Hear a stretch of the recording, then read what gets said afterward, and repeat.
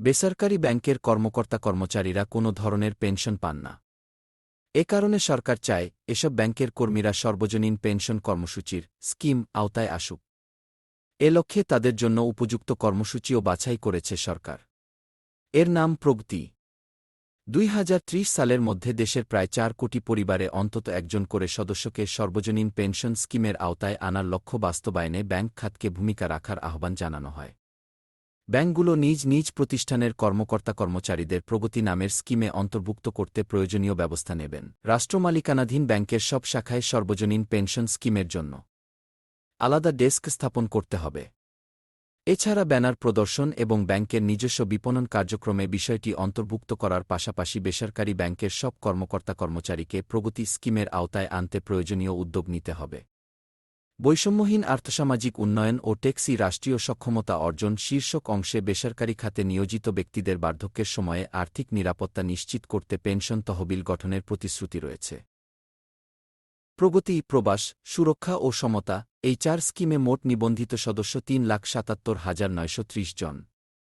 জাতীয় পেনশন কর্তৃপক্ষ ৪৮টি ব্যাংক ও আর্থিক প্রতিষ্ঠানের সঙ্গে সমঝোতা স্মারক সই করেছে। মাসিক চাঁদা ১,০০০ থেকে ১৫,০০০ টাকা।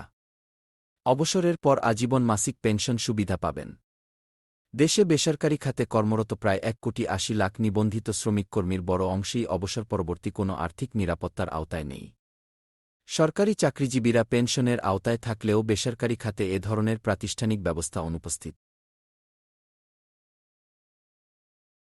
প্রগতি স্কিমকে আরও আকর্ষণীয় করতে শরিয়াহভিত্তিক পেনশন স্কিম চালু। নমিনিদের জন্য আজীবন পেনশন সুবিধা বিবেচনা এবং ব্যাংকের আউটসোর্সিং কর্মীদেরও স্কিমটিতে অন্তর্ভুক্ত করার উদ্যোগ নেওয়া হয়েছে।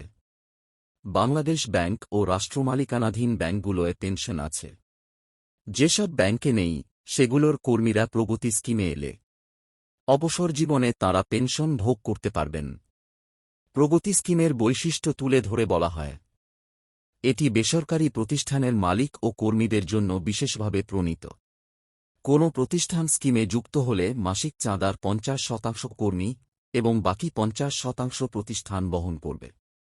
মাসিক চাঁদার পরিমাণ ১,০০০ থেকে ১৫,০০০ টাকা পর্যন্ত। অংশগ্রহণকারীরা অবসরের পর আজীবন মাসিক পেনশন সুবিধা পাবেন। এছাড়া চাঁদার ওপর আয়কর রেয়াত রয়েছে। পেনশনও আয়করমুক্ত থাকবে। ৬০ বছর পূর্তির পর সর্বোচ্চ ৩০% এককালীন গ্র্যাচুইটি হিসেবে তোলার সুযোগও থাকবে। বিনিয়োগে রয়েছে রাষ্ট্রীয় গ্যারান্টি। সর্বজনীন পেনশন স্কিমের অগ্রগতির তথ্য তুলে ধরে জানানো হয়, গত ৩০ মে পর্যন্ত প্রগতি, প্রবাস, সুরক্ষা, সমতা এই ৪ স্কিমে মোট নিবন্ধিত সদস্যের সংখ্যা দাঁড়িয়েছে ৩,৭৭,৯৩০ জন। জমার পরিমাণ প্রায় ২৬০ কোটি টাকা, যা এখন মুনাফাসহ দাঁড়িয়েছে ২৮৬ কোটি টাকা।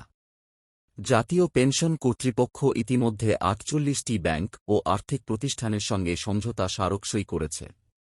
এর মধ্যে ২৪টি ব্যাংক সক্রিয়ভাবে পেনশন স্কিমের চাঁদা নেওয়ার কার্যক্রম পরিচালনা করছে।